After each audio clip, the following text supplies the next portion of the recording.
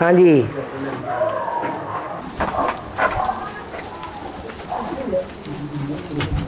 ये लाहौर की नमक क्या होता है?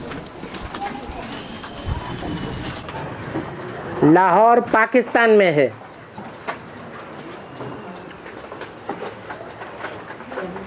जो पाकिस्तान से नमक आता है उसे हद में लाहौरी नमक कहा जाता है।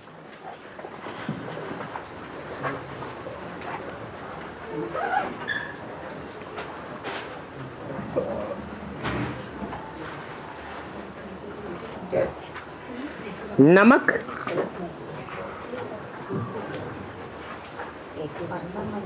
और मीठा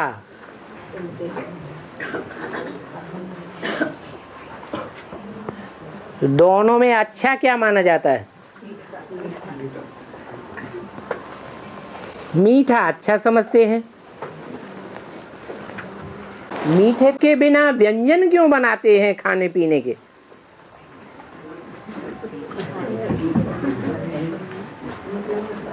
जब मीठा ही मीठा अच्छा है तो नमकीन को इतना महत्व क्यों दिया जाता है?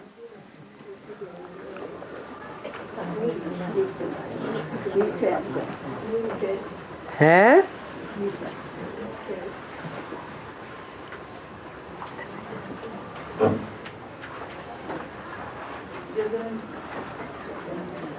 कहते हैं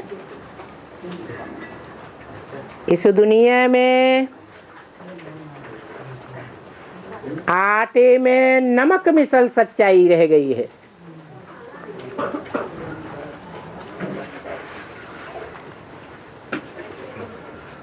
शास्त्रों में भी नमक मिसल सच्चाई है, बाकी सब शास्त्र झूठे। सारी दुनिया झूठी।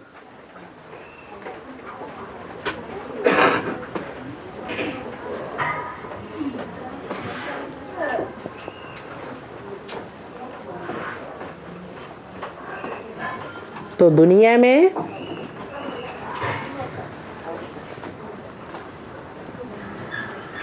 नमक की तादाद सबसे ज्यादा है या मिठास की तादाद सबसे ज्यादा है? मिठास की ज्यादा है। अरे सागर खारा है या मीठा है? और दुनिया में 3 हिस्सा सागर है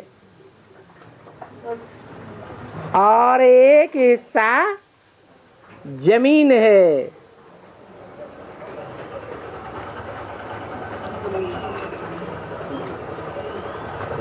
तो नमक ज्यादा है या सागर ज्यादा है? वो मीठा ज्यादा है? नमक ज्यादा है। नई दुनिया में सागर खारा होगा या मीठा ज्यादा होगा?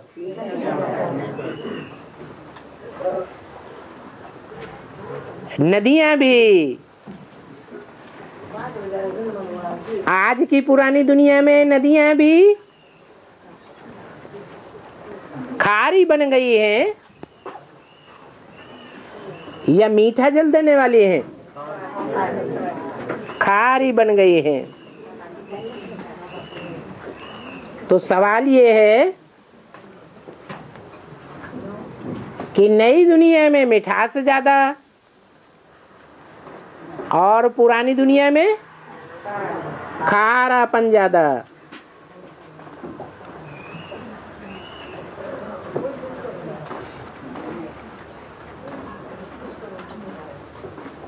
तो पुरानी दुनिया में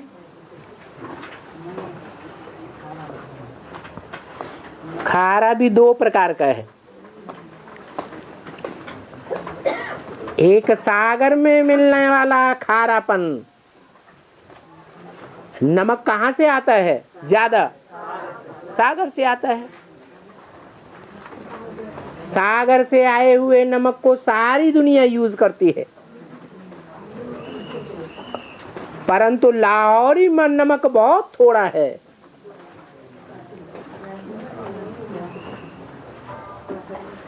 वो जमीन से मिलता है या सागर से मिलता है? जमीन से मिलता है।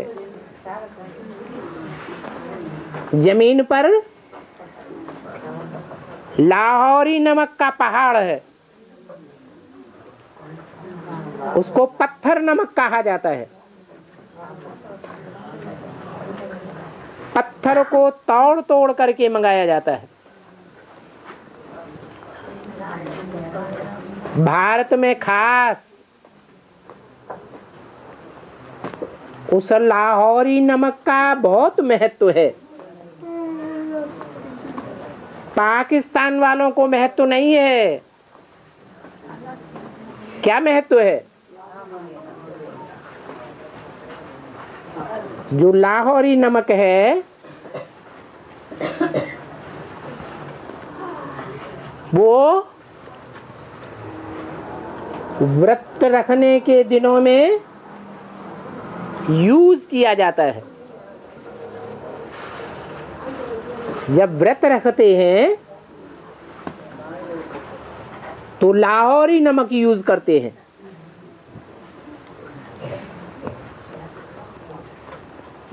अरबी उबालें, चाहे आलू उबालें, चाहे फल खाएं, कच्चे फल खाएं, कच्ची सब्जियां खाएं, उसमें लाहौरी नमक को यूज जरूर करेंगे।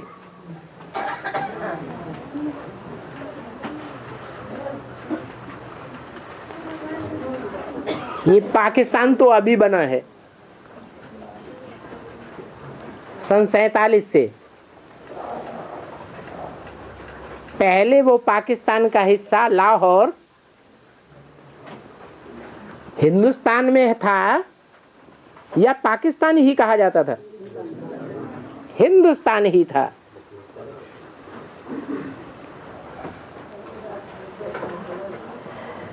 तो ये नमक हिंदुस्तान की ही चीज है या पाकिस्तान बना तब से आई है? हिंदुस्तान की ही चीज है।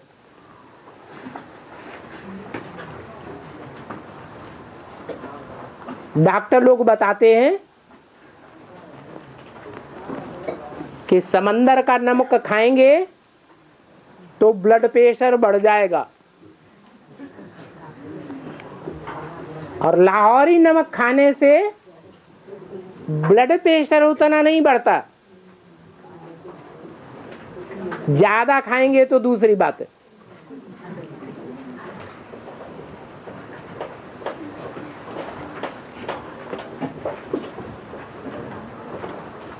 तो उसका नाम रख दिया है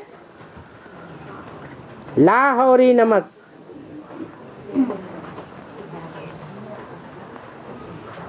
ला और क्या? और ला। इतने से पेट नहीं भर रहा है तो क्या करें? और ला।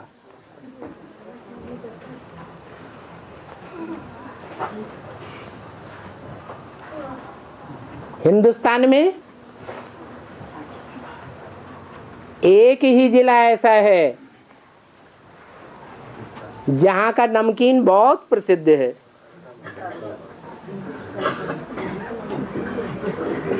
कहते हैं एक बार खाएगा तो बार बार आएगा।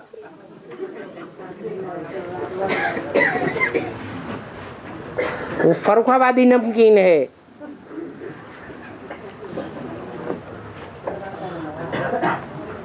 जैसे बेसिक नॉलेज वाले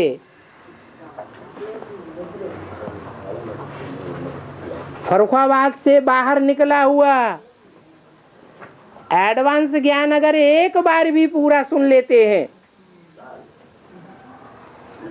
तो बार बार सुनने की दिल होती है।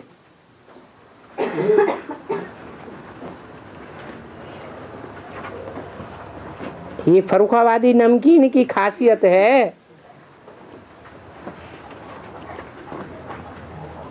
और ला और ला, नाम पड़ गया लाहौर।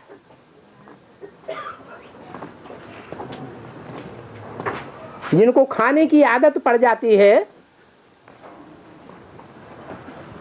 उनका दिल बार बार मांग नहीं करता है कि एक बार खाने से पेट भर जाता है? बार बार इच्छा होती है। तो ईश्वर का ज्ञान है, वो ईश्वर का ज्ञान मीठा होता है या नमकीन होता है? ईश्वर का ज्ञान तो मीठा ही होता है। परंतु जिस मुकर्रर रथ में ईश्वर प्रवेश करते प्रत्यक्ष होता है,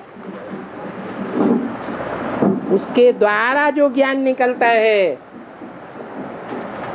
वो सिर्फ मीठा ही होता है या मुख को नमकीन भी करता है?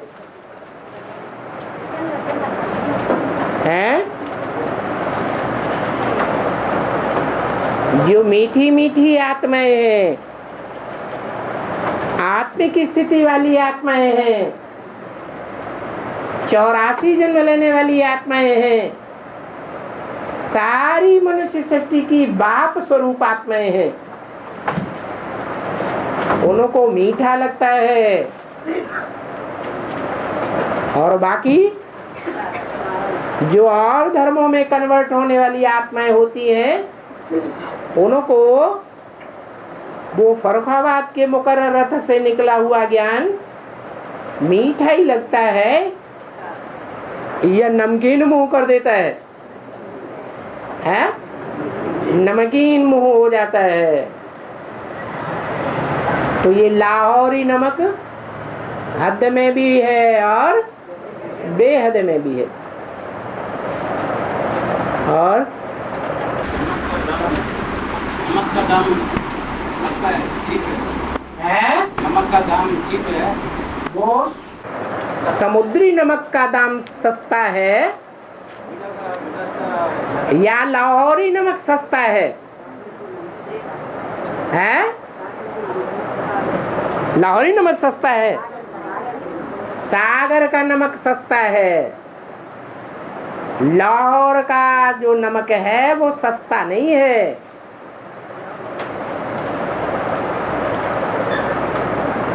जो असली नमक है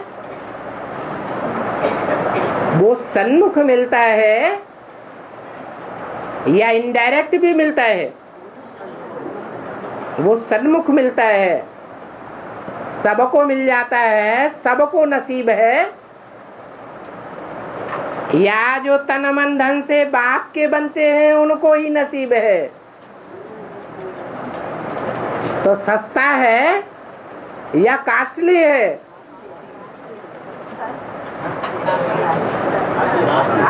कास्टली है। और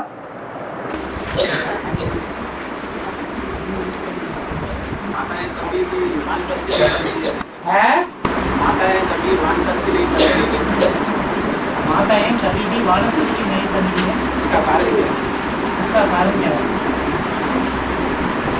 माता धरणी है या आकाश है?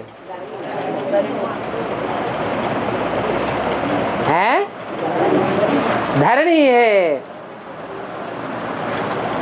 आकाश ऊंचा है या धरणी ऊंची है?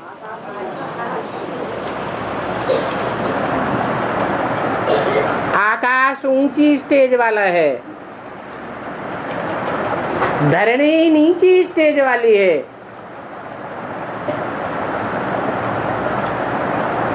जो है ही ऊंची स्टेज वाला, उसको वाणी से परे जाने में सुविधा है, या जो नीची स्टेज वाला है उसको वाणी से परे जाने में सुविधा होगी?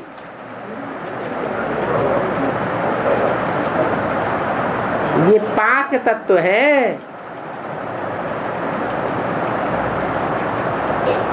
उन 5 तत्वों में आकाश को ऊंची स्टेज वाला मानते हैं, वो बाप है। पुरुष बाप बनते हैं या स्त्री कहा जाता है, बाप हैं। इसलिए जो बाप है वो बीज है। बीज बीज रूप स्टेज में टिकता है, या धरणी बीज रूप स्टेज में टिकती है या बीज को धारण करती है? बीज को धारण करती है। इसलिए बोला कि जो माताएं हैं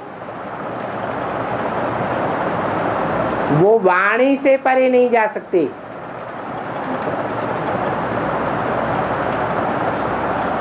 वाचा में आने की आदत तो हो जाती है, और पुरुष जल्दी ही बीज रूप स्टेज में जा सकते हैं।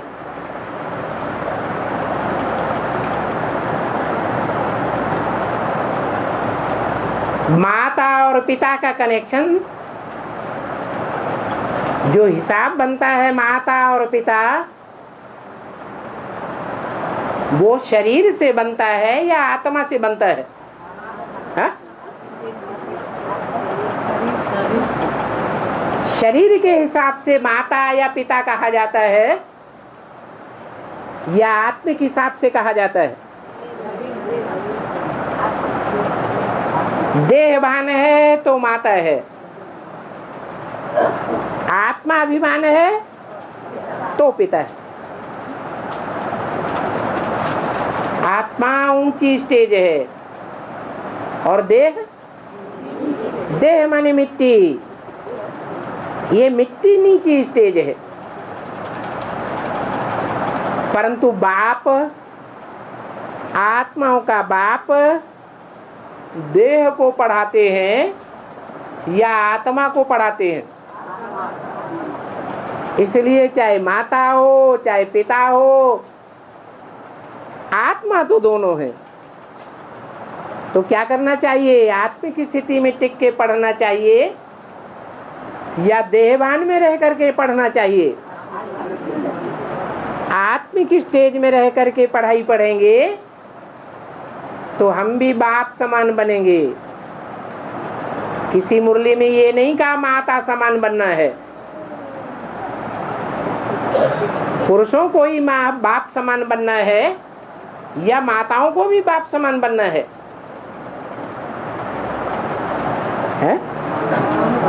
माताओं को भी बाप समान बनना है, क्योंकि माताएं भी अपन को आत्मा समझें और पुरुष भी अपन को आत्मा समझे। और बोलो बोलो। कहते हैं ना श्रीनाथ जगन्नाथ नाथ माने क्या है बाबा?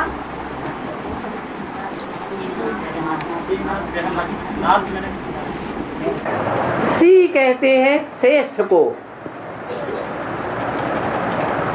वो श्रेष्ठ का ही नाथ है। श्रीनाथ किसका नाथ?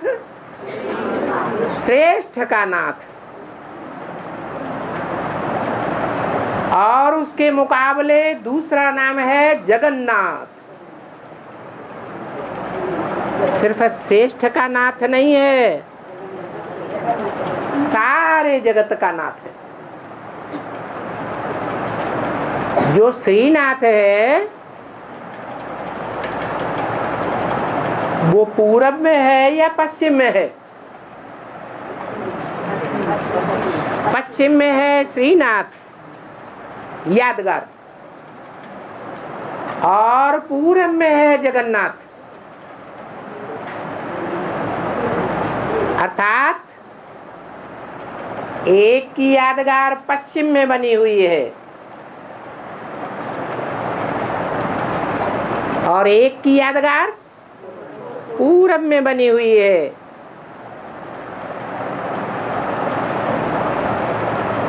जो पश्चिमी सभ्यता है, वो पश्चिमी सभ्यता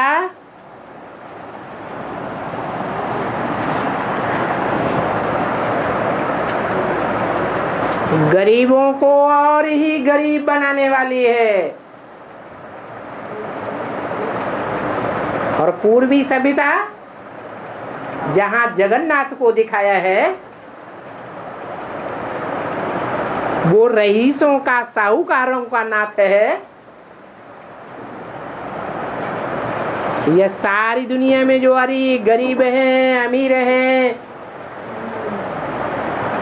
देव आत्माएं हैं, राक्षसी आत्माएं हैं, सबका उद्धार करने वाला है।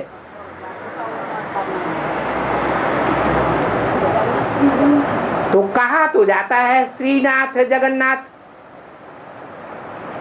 लेकिन समझने के हिसाब से कौन श्रेष्ठ है? जगन्नाथ ही श्रेष्ठ है। इसलिए शास्त्रों में जो चित्र और बने हुए हैं, उन चित्रों में विष्णु को श्रीनाथ कहते हैं, जो देवताओं का ही संरक्षण करता है, असुरों को तरजीह नहीं देता है, बढ़ावा नहीं देता है।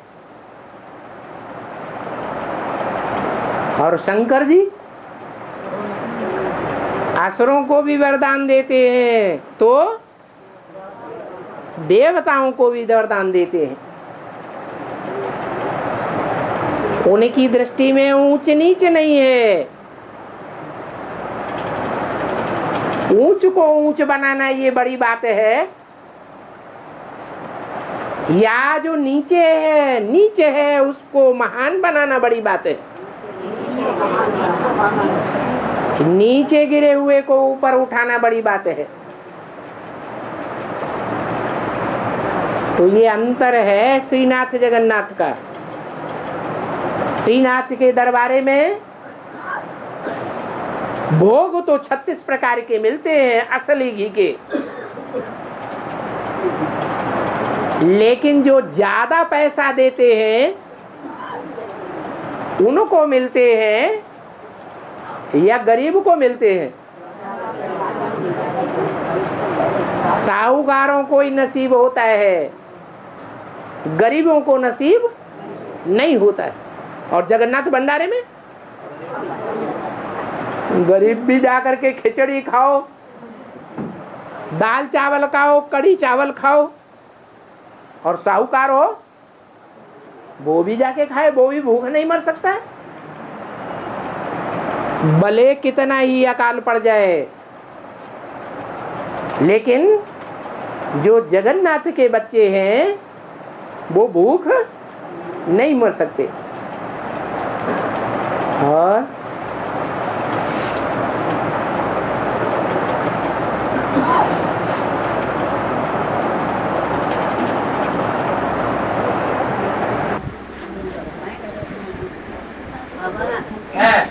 साकार के 42-43 वर्ष और अव्यक्त के 10 वर्ष, तो 50 से ऊपर चले गए ना, उसके बारे में।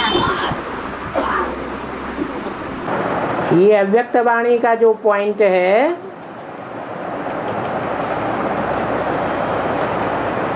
वो अव्यक्त पार्ट जो बाप का पार्ट है, और साकार पार्ट, माता साकार होती है निराकार, माता साकार होती। तो ब्रह्मा का पार्ट जब तक जीवित रहे, वो भगवान का कैसा पार्ट था? अरे साकार था या निराकार था? निराकार माना अव्यक्त पार्ट, जो इन आंखों से नहीं देखा जाता, वो अव्यक्त। और जो आंखों से देखा जाए वो व्यक्त। तो ब्रह्मा के द्वारा जो पार्ट चला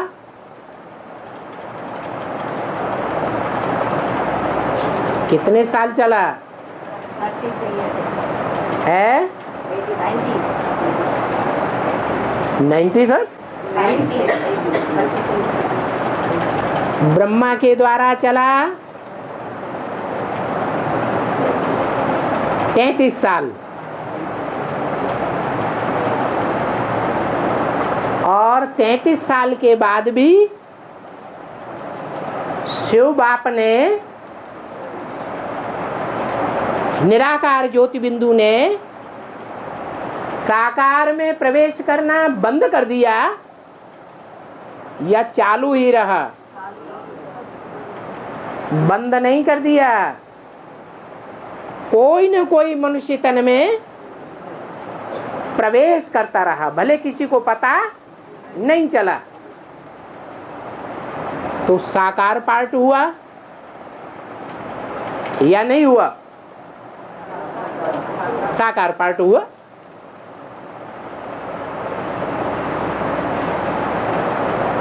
तो 40 साल लगभग बताया। तब बोला व्यक्तवाणी में कि घबराओ मत, बैकबोन बाप दादा किसी मनुष्य तन के द्वारा समय पर प्रत्यक्ष हो ही जाएगा, और अब भी हो रहा है। माना वो बाप प्रत्यक्ष हो रहा है, कोई न कोई ब्रह्मा तन के द्वारा। तो कितने वर्ष हुए?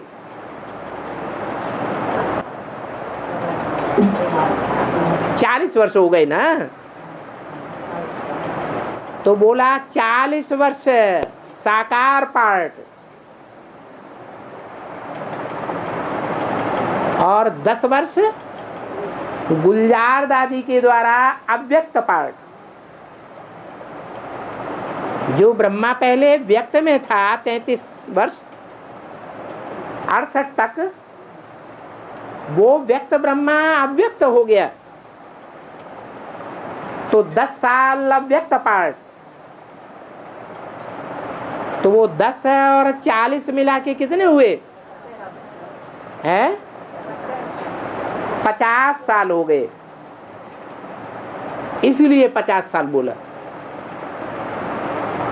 और सच्चाई की राज सिर्फ 16,108 ही जानते हैं।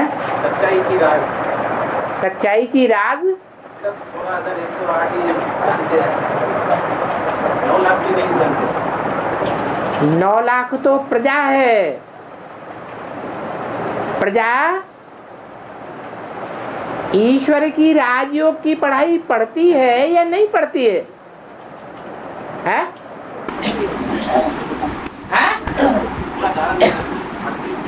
पढ़ती है कि संदेश लेके चले जाते हैं? तो कहाँ पढ़ा? प्रजा पढ़ाई नहीं पढ़ती है, सिर्फ संदेश लेती है। और पढ़ाई पढ़ने वाले, राजयोग सीखने वाले, जो भगवान से राजयोग सीखते हैं, उनकी संख्या कितनी है? 16,108। तो नंबरवार कहेंगे कि बाप को पहचानने वाले हैं या नहीं? नंबरवार 16,108 ही है जो बाप को पहचानने वाले हैं।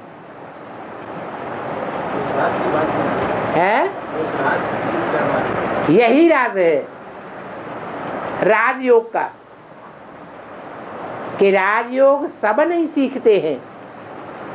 जो राज परिवार में आने वाले हैं, चाहे महाराजा बने, चाहे महारानी बने, राजा बने या रानी बने,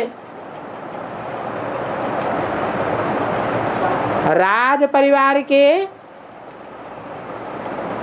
बड़े बड़े महत्वपूर्ण पदों पर आसीन होने वाले बने, मंत्री बने, महामंत्री बने, सेनापति बने, या तो दास दासी बने, या राज परिवार के चांडाल ही क्यों न बने,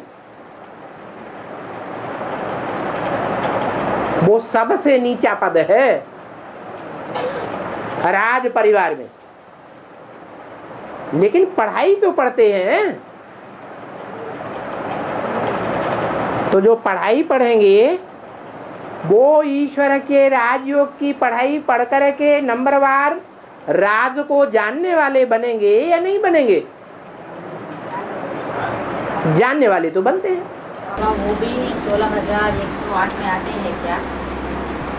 त्रेता के अंत में 16,108 प्रिंस प्रिंसेस की संख्या पूरी होती है। माने त्रेता के अंत में 16,000 वाला जो दाना होगा वो पिछले जन्मों में दास दासी बनता रहेगा, या चांडाल भी बन सकता है, और अंतिम जन्म में नहीं, प्रिंस बन जाएगा थोड़े समय के लिए। सीढ़ी के चित्र में देखो, त्रेता की अंतिम सीढ़ी छोटी सी है या पूरी सीढ़ी है? राजाई कटी हुई है या पूरी राजाई है? कटी हुई राजाई है। तो लास्ट जन्म की थोड़ी सी प्राप्ति करेगा, फिर विनाश हो जाएगा। पढ़ाई पढ़ेगा या नहीं पढ़ेगा? पढ़ाई तो पढ़ेगा, भगवान से ही पढ़ेगा। लेकिन और जो 15,999 मणके हैं उनके मुकाबले कम पढ़ाई पढ़ेगा या ज्यादा पढ़ेगा? है कम पढ़ेगा। इसका मतलब जब से भगवान की पढ़ाई पढ़ना शुरू किया, निश्चय बुद्धि बना, थोड़े समय निश्चय बुद्धि बनेगा और फिर लगातार जब तक ईश्वरीय पढ़ाई पढ़ाई जाएगी तब तक, जब तक ईश्वर प्रत्यक्ष नहीं होता है तब तक विरोध करेगा या महिमा करेगा? विरोध करेगा। इसलिए ये हाल होता है। सदगुरु निंदक ठौर न पावे। वो गुरु लोग तो ऐसे ही कहते रहते हैं, उनके पास कौन सा ठौर है, कौन सा पद है सिवाय सन्यासी बनाने के, जंगल का रास्ता दिखाने के। ये यादगार कहाँ की है? कौन सा ठौर?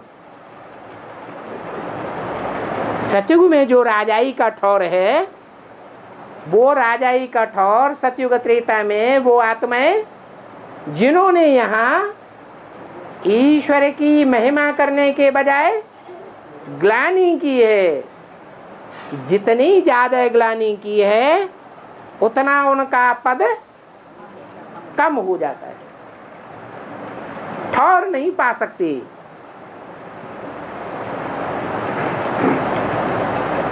विनाश के टाइम पर उनको विदेशियों के बीच में, विधर्मियों के बीच में रह करके ईश्वरीय सेवा करनी पड़ेगी, या भगवान के नजदीक रहेंगी? है वो ठौर नहीं पा सकती, उनको धक्के खाने पड़ेंगे। और सतयुग में 9 लाख प्रजा से शुरू होता है ना, वो सब शुरुआत 9 लाख प्रजा से नहीं होता है।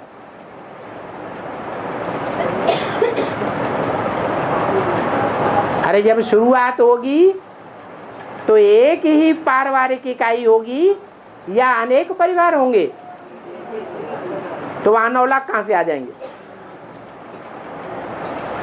9 लाख प्रजा तो बनती ही जाकर के है अंतिम वर्ष में,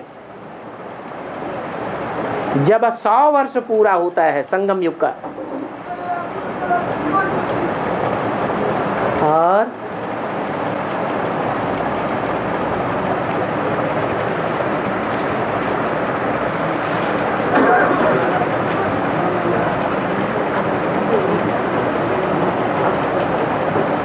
चैरिटी बिगिंस एट होम, इसका बेहद में अर्थ क्या है और हद में अर्थ क्या है? चैरिटी माने खैरात, दान धर्म। बिगिंस माने शुरू करो। दान धर्म शुरू करो कहां से? होम, घर से। हद में इसका अर्थ क्या हुआ?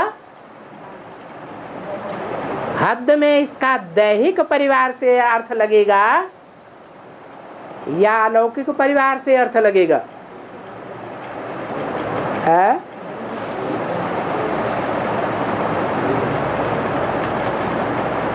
कैसा अर्थ लगेगा? है? दैहिक परिवार से अर्थ लगता है चैरिटी बिगिंस एट होम, अर्थात अपने जो लौकिक परिवार वाले हैं, देह के संबंधी हैं, वहां से खैरात शुरू करो। और बेहद में इसका अर्थ क्या होगा? है? बेहद में इसका अर्थ है, हम बेहद में कब से आते हैं?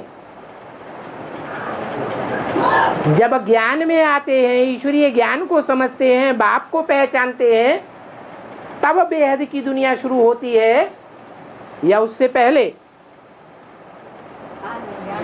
ज्ञान में आने के बाद हम बेहद की दुनिया में आते हैं। तो जब ज्ञान में आ गए, बाप ने हमें बता दिया तुम आत्मा हो,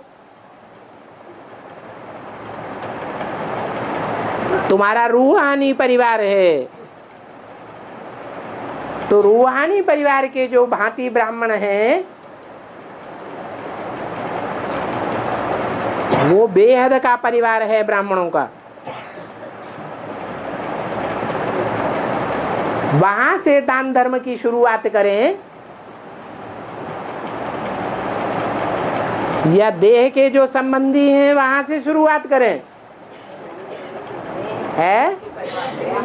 ब्राह्मण परिवार के जो भांति हैं, भले बेसिक में हो या एडवांस में हो, बेसिक वालों की भी सेवा करनी है। वो बहुत गरीब हैं, जो बाप को नहीं पहचानते हैं, उनको बाप की पहचान देवे। ज्ञान की पहचान माने बाप की पहचान देवे। उनमें भी फिर नंबरवार बेहद के हैं और नंबरवार हद की दुनिया के भी कहे जाते हैं। तो ब्राह्मणों की दुनिया में 100% बेहद के ब्राह्मण कौन हैं?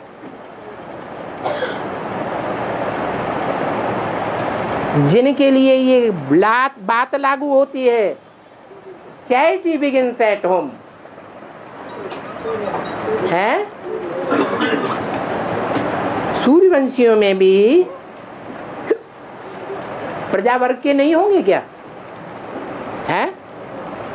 प्रजावर्ग के होंगे, तो उनसे चैरिटी बिगिंस होम करना है,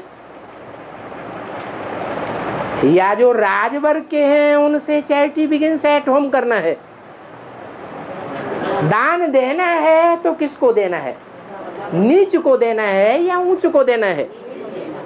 किसके हाथ में देना है?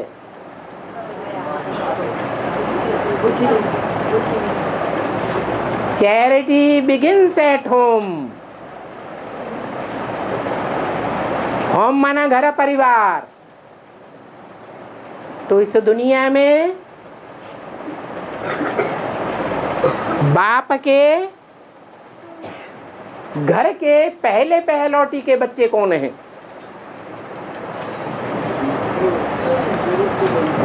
है? पहलौटी के बच्चे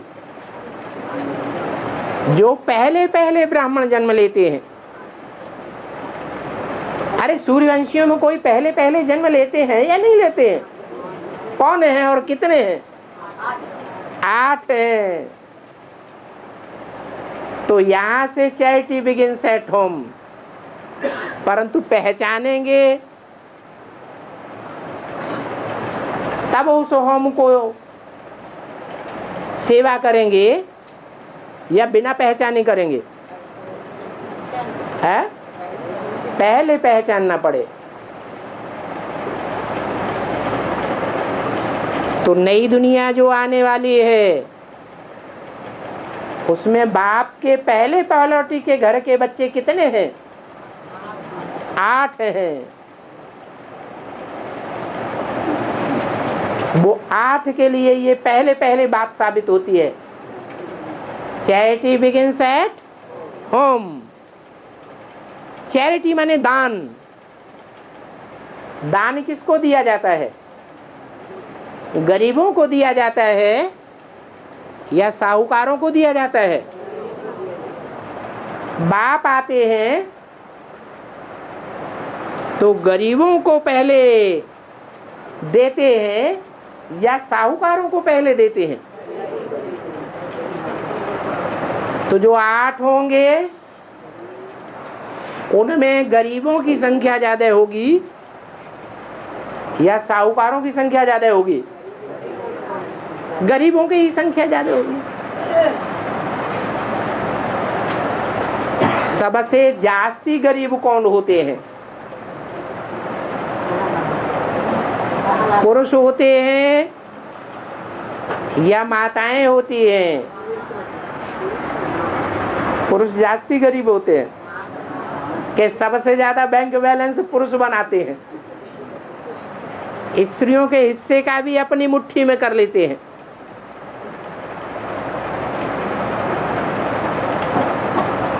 कौन जास्ती गरीब होते हैं? माताएं। माताएं कन्याएं ही जास्ती गरीब होती है। उनमें भी कन्याएं जास्ती गरीब होती हैं या माताएं जास्ती गरीब होती हैं? कन्याएं जास्ती गरीब होती हैं। इसका मतलब है कि 8 की गिनती में, अष्टदेवों की गिनती में ज्यादा तादाद कन्याओं की होगी, अधर कुमारों की होगी, अधर कुमारियों की होगी या माताओं की होगी?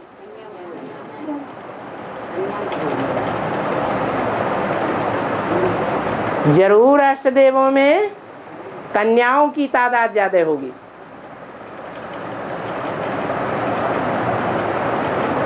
तो चैरिटी बिगिंस एट होम। सबसे जास्ती सहयोग किसको करना है? जिनको बाप ने गरीब समझा है, बाप जिनको सहयोग करता है, हम भी उनको जास्ती सहयोग दें। सारी दुनिया उनको ठुकराती है और हम बाप के बच्चे क्या करें?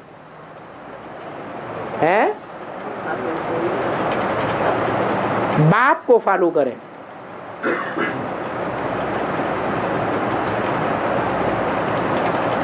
लौकिक परिवार वाले ठुकराते हैं कि नहीं?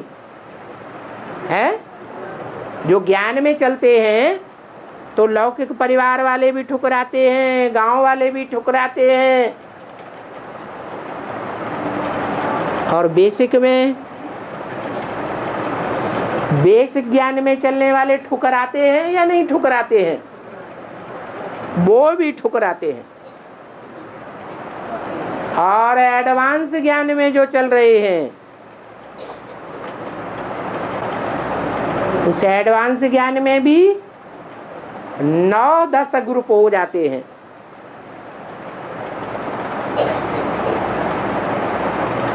ब्राह्मणों की 9 कुरियां हो जाती हैं। जो मुरली में बोला है, चंद्रवंशी चंद्रवंशियों को सहयोग करेंगे, मिल जावेंगे। इस्लामी है, वो किसको सहयोग करेंगे? जो बेसिक में इस्लामी है उनको सहयोग करने लग पड़ेंगे। बौद्धि है, वो बेसिक के आधारभूत बौद्धियों को सहयोग करने लग पड़ेंगे। ऐसे ही जो जिस धर्म के हैं वो उसी में जाके मिल जाएंगे। तो अकेला कौन रह गया है?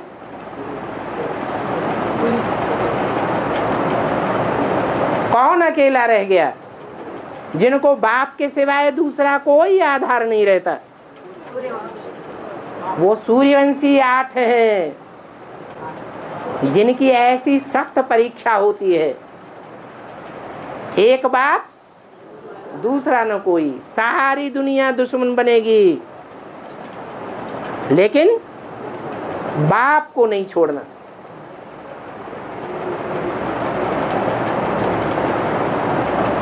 और सूर्यवंशी बाबा 8 होते हैं और नहीं होते?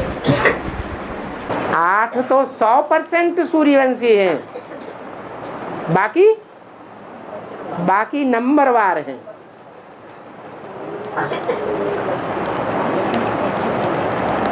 33% मार्क्स से पास होते हैं। तो पास होने वाले हैं या फेल होने वाले हैं? पास होने वाले हैं। और 33% से कम मार्क्स लेते हैं तो फेल है, सूर्यवंशी नहीं है।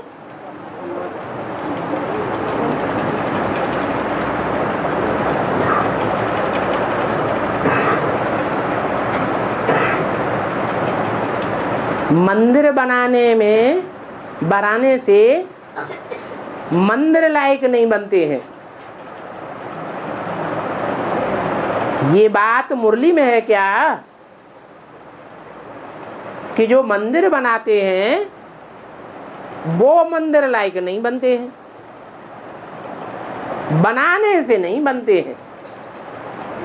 सिर्फ मंदिर बनाने से कोई मंदिर लायक बन जाएंगे क्या? चाहे वो दुनिया का हद का मंदिर हो और चाहे ब्राह्मणों की दुनिया का बेहद का मंदिर हो। बेहद का मंदिर कौन सा होता है? सेंटर्स कहो, मिनी मधुबन कहो, ये बेहद के मंदिर हैं।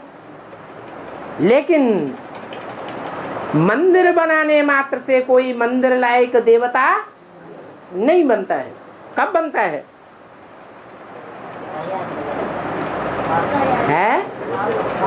जब धारणा करे। ऐसे बहुत होते हैं कि पैसा खर्च कर देंगे, प्रॉपर्टी लगाए देंगे, मिनी मधुबन खड़ा कर देंगे, लेकिन खुद पवित्र रहने का पुरुषार्थ नहीं करते हैं, पवित्र रहने की पढ़ाई नहीं पढ़ते हैं। तो वो देवता बन जाएंगे क्या? नहीं बनेंगे। और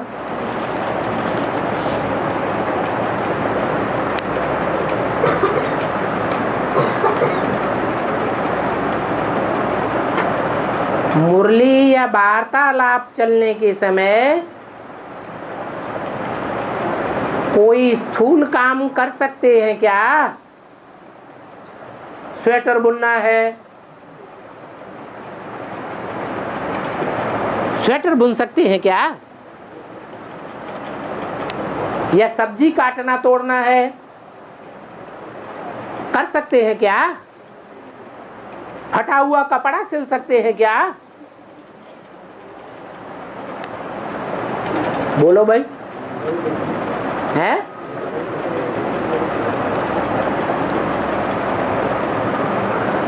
मुरली चलते समय या वार्तालाप चलते समय कोई स्थूल काम करना चाहिए या नहीं करना चाहिए? नहीं करना। क्यों नहीं करना चाहिए? बाबा ने तो कहा है कम कार्डे दिले आड़े,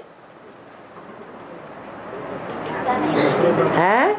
मुरली सुनते रहे तो बुद्धि एकाग्रता रखकर सुने तो अच्छा। वो याद की बात है। क्या याद करना है तो कर्मेंद्रियों से काम कर सकते हैं, याद की बात है। लेकिन जब सन्मुख बाप के सामने मुरली सुनते हैं तो वो मुरली फर्स्ट क्लास मुरली तब ही है जब आप मुरली के अलावा और कोई काम न करें, और कोई काम करते रहेंगे तो उस काम में बुद्धि चली जाएगी।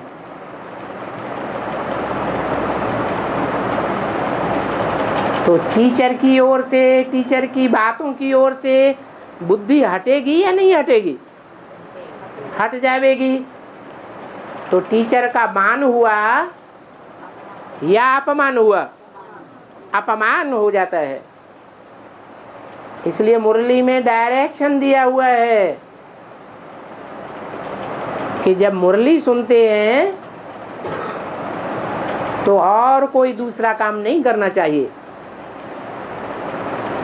ये फर्स्ट क्लास मुरली की बात है या सेकंड क्लास मुरली की बात है या थर्ड क्लास मुरली की भी बात है? फर्स्ट क्लास की तो पहले है, क्योंकि बाप सन्मुख बैठा हुआ है। और सेकंड क्लास जो मुरली होती है उसमें भी बाप तो सन्मुख नहीं होता है, लेकिन बाप का चित्र सन्मुख होता है। बाप की वाणी भी होती है और बाप के हलन चलन इंद्रियों की वो भी दिखाई पड़ती है, और दृष्टि का वाइब्रेशन भी जड़त्व रूप में जरूर दिखाई पड़ता है। भक्ति मार्ग में 63 जन्म जड़ चित्रों के सामने रह करके श्रेष्ठता अनुभव की है